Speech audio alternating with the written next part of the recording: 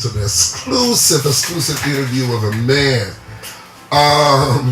Most times when I bring people on Nubian, they gotta be special because that's what Nubian is all about. It's the blackness in us, it's the coolness in us, and it's what makes us tick. And this morning, I bring a man who I would say needs no introduction if we were following up on things. But first, let me welcome you.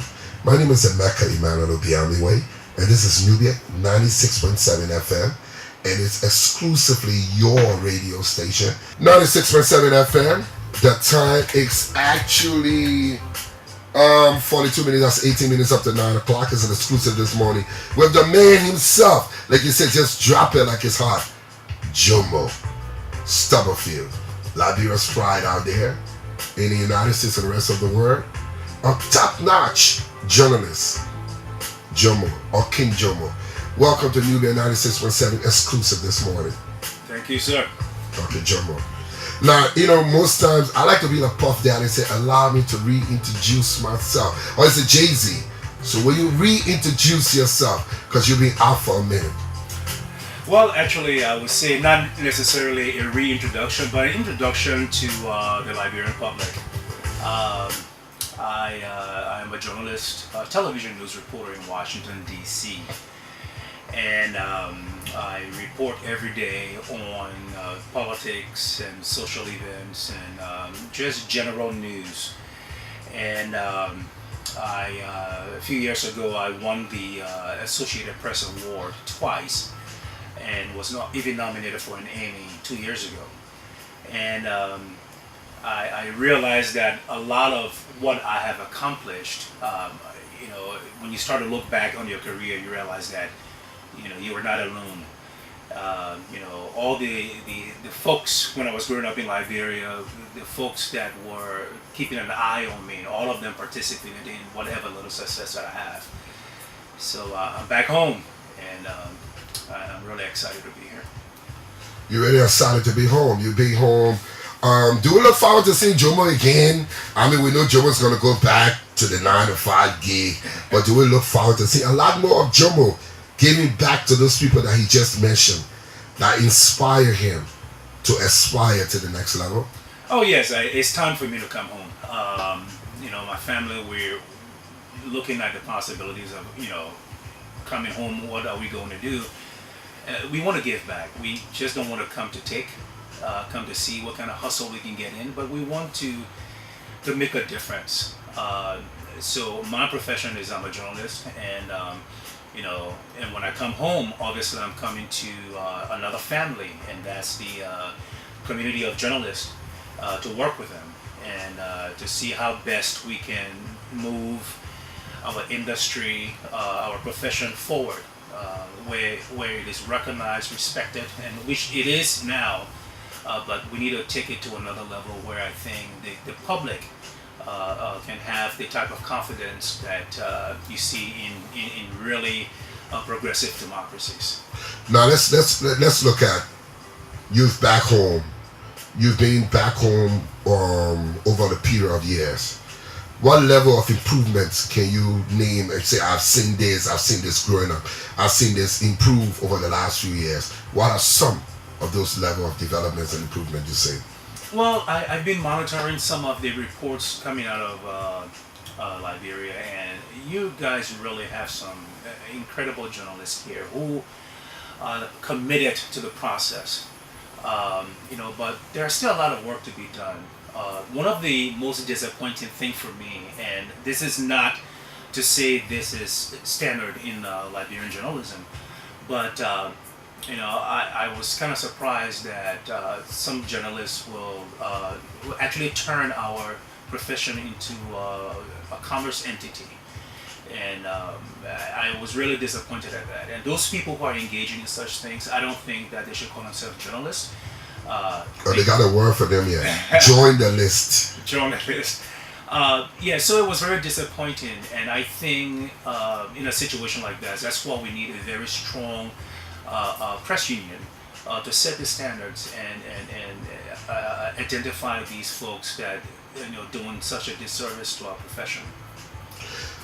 Tell us a little bit about your work over the years in the States, your experience, and at the end of it, what do you think you can bring back home from near and afar over the next few months leading to your transition back home?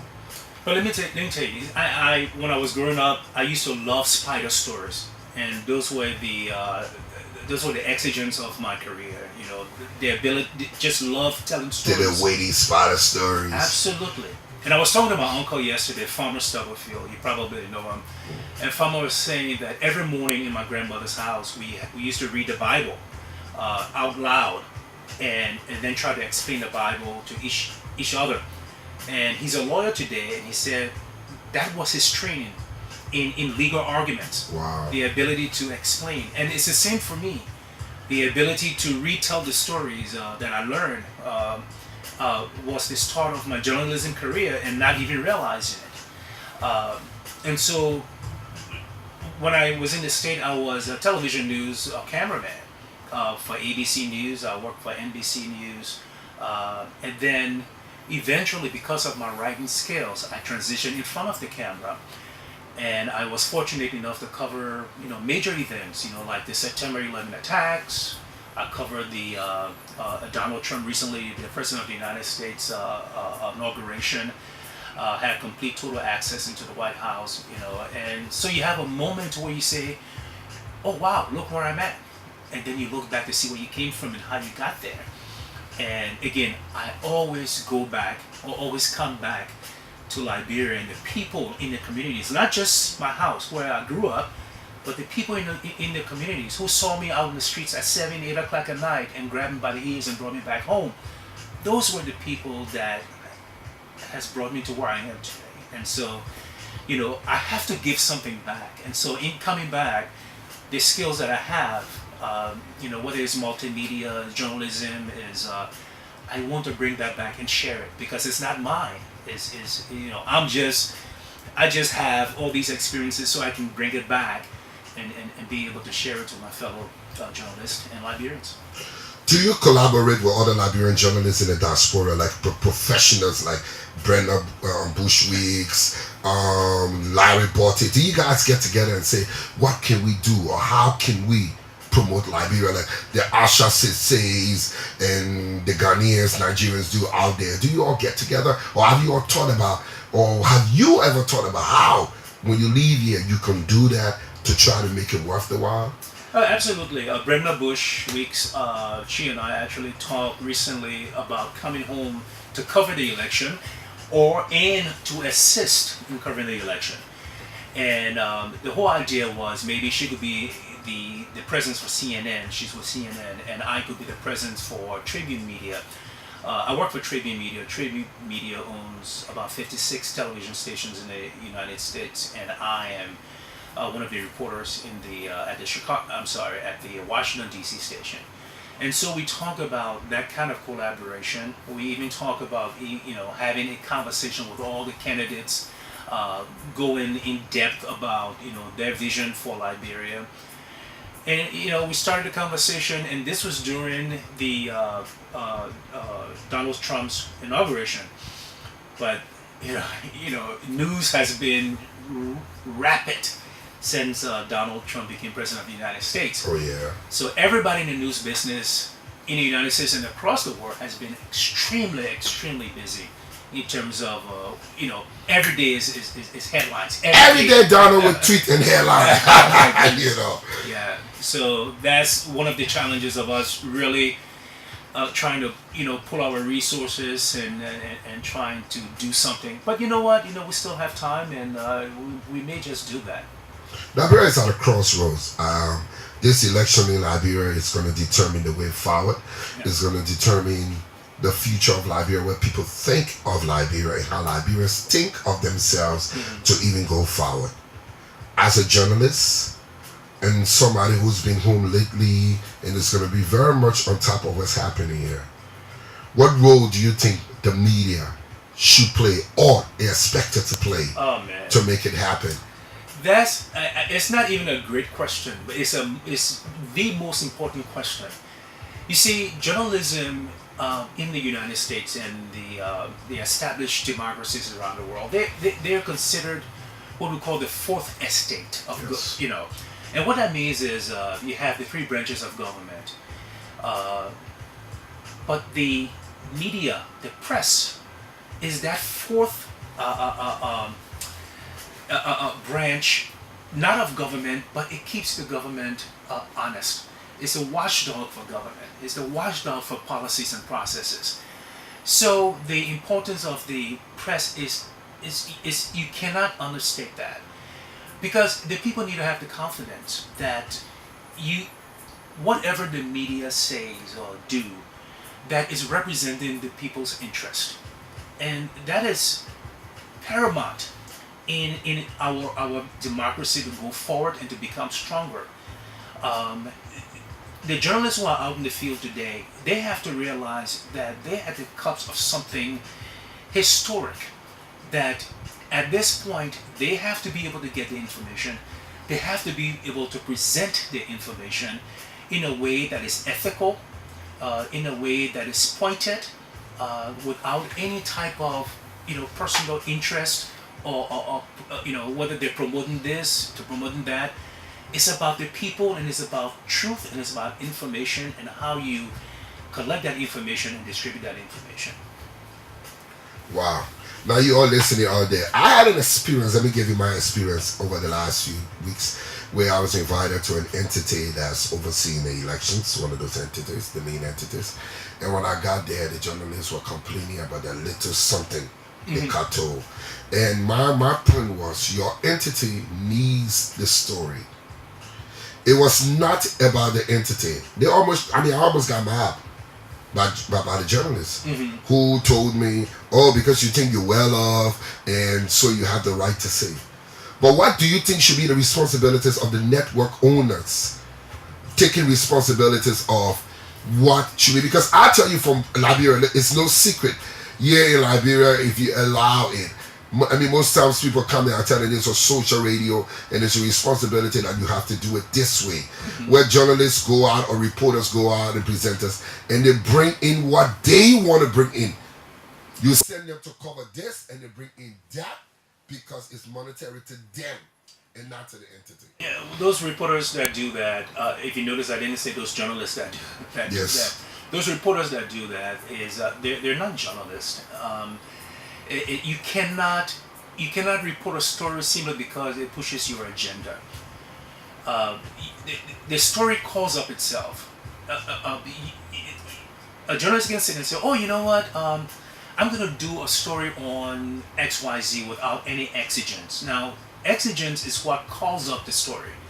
So there has to be something to call up the story. When it's done that way, you approach the story in a very objective way. Because that means you don't have any type of interest to the story itself.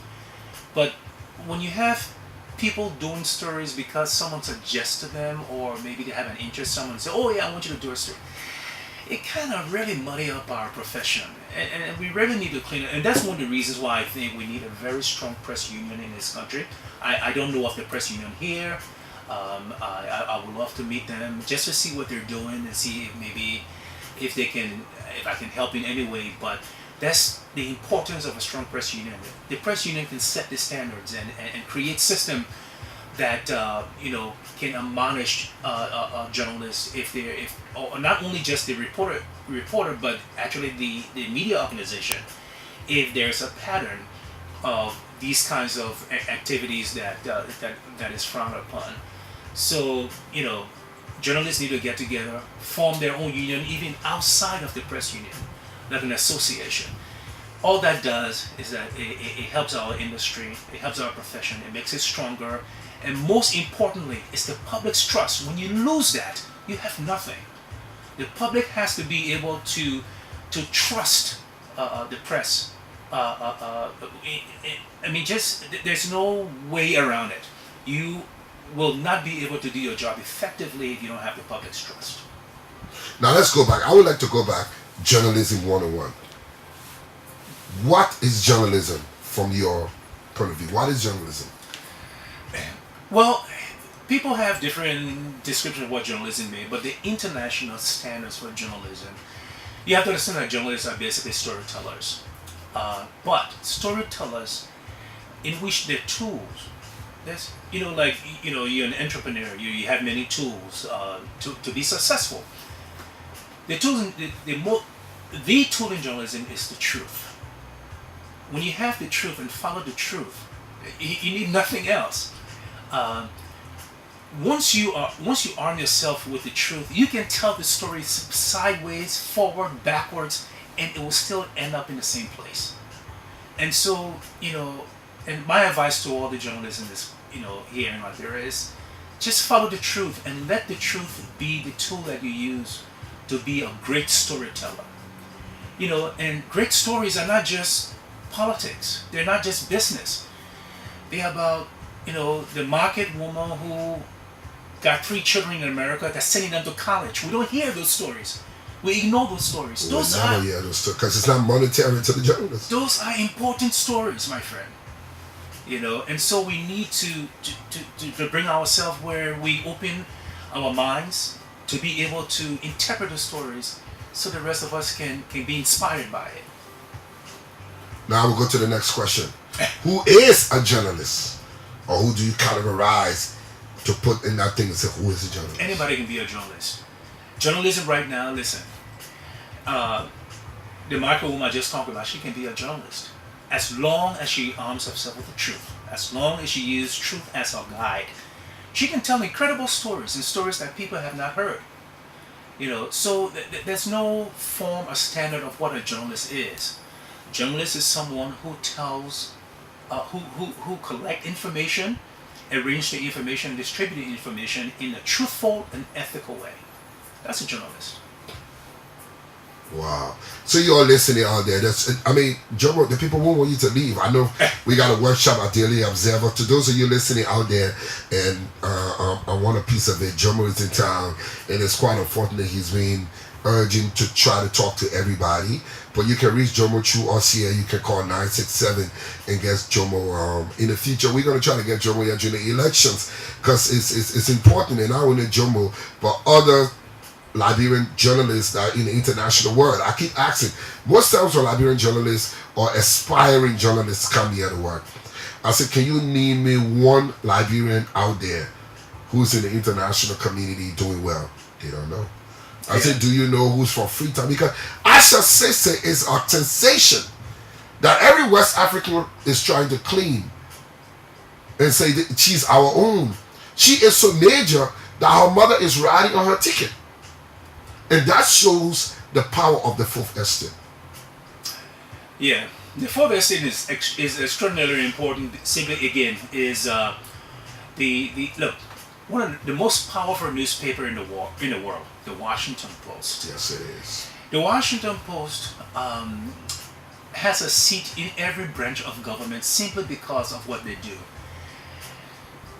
And the press is the watchdog for the people, and journalists and reporters, they have to understand that their place in this process that we call democracy is they are the true representation of the people because they go and report back to the people.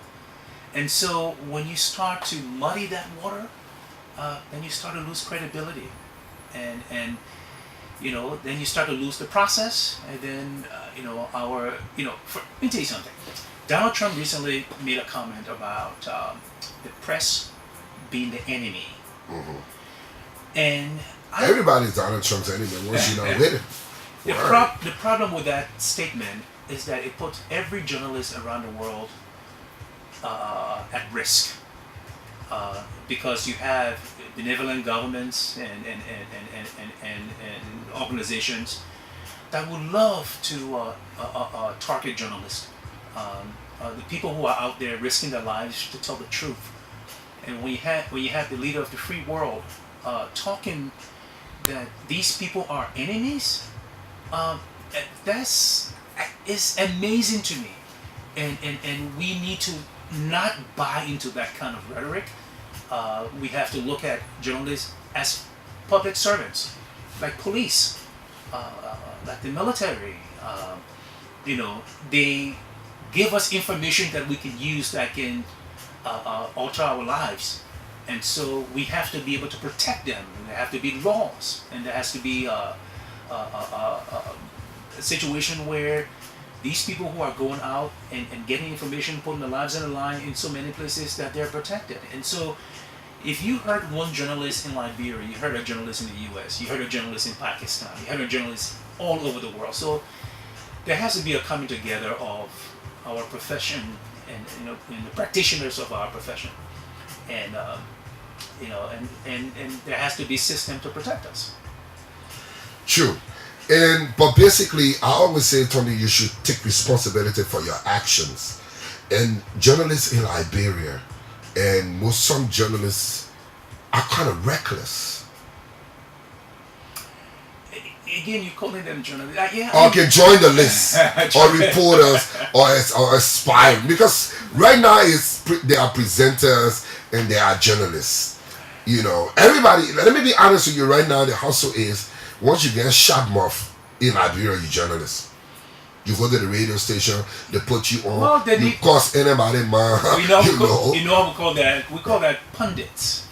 Okay. And we very careful in calling pundits journalists. Okay. Again, journalist serves the people. Pundit serves interest. Okay.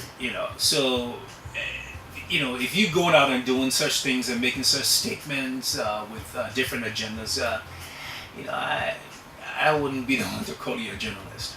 The journalists are the people who are going out there trying to get the real stories, trying to distribute this story, and their greatest satisfaction is that they made a difference.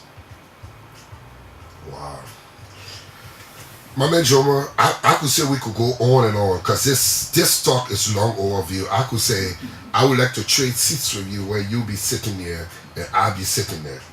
But then we all know in Liberia it needs a collective effort of all of us being on the grounds. Yeah. But even from afar, are you ready right now to say, I'm ready to come, and even from afar do like one-on-one, whatever, to contribute to the Liberian media to take it to the next level? Well, this is the start of because I'm going to be up on you, dude. You know that. It's been long coming, I know. But I said I was coming, and I came. And yeah, since Maryland, that was like a few years ages ago. Yeah, my man. No, but this is my home. Whatever little successes we have in the U.S., it doesn't compare to just being home and seeing your people and eating with them and drinking with them and socializing with them and seeing your small, neat, extended family members. And it is absolutely incredible. I can't tell the last time I felt so satisfied just to be here, to be in Monrovia, going around places. I remember when I was 7 and 8 years old. And I want to have a professional life here, and this is my place.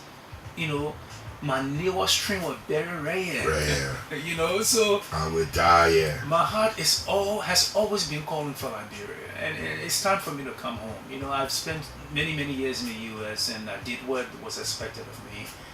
It's time to do what I expect of myself, and that's to help to rebuild my country. So look forward to seeing Jomo in Liberia, working, teaching, rebuilding, re-establishing, taking it to the next level. Yes, sir. So what are some words you have for aspiring journalists who have credibility? Because most of them complain, no money, or how we pay my rent, how we do this. If you want to be rich, get out of journalism. I tell them the same. You're not going to be rich. Being a journalist, especially in developing democracies, developing world economies, and so forth.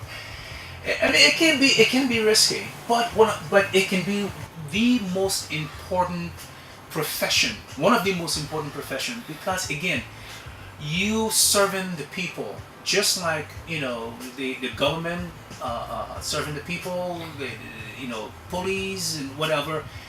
You're part of that public servant entity, and you getting information, complex information, you disseminating the information, and then you redistributing the information in a truthful and ethical way.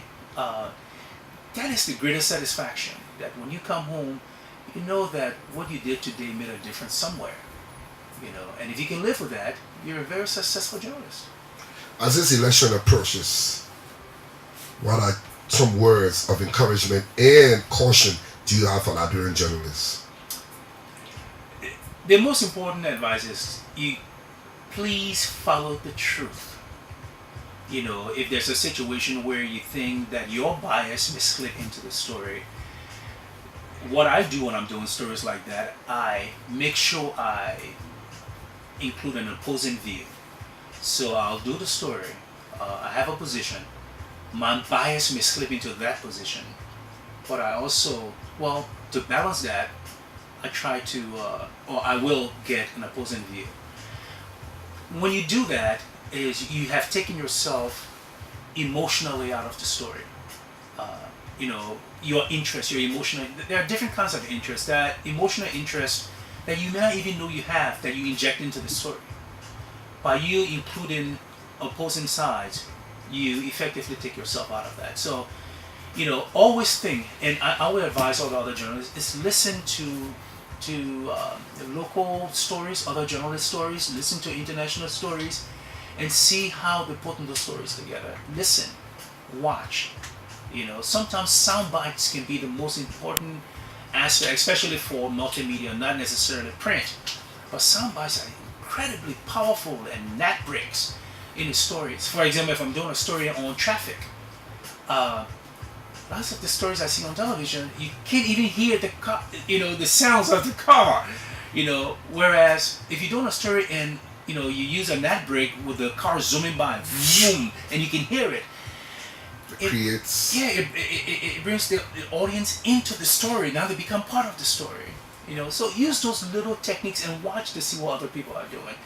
Look, storytelling is a craft, and nobody is perfect, and you will never be perfect.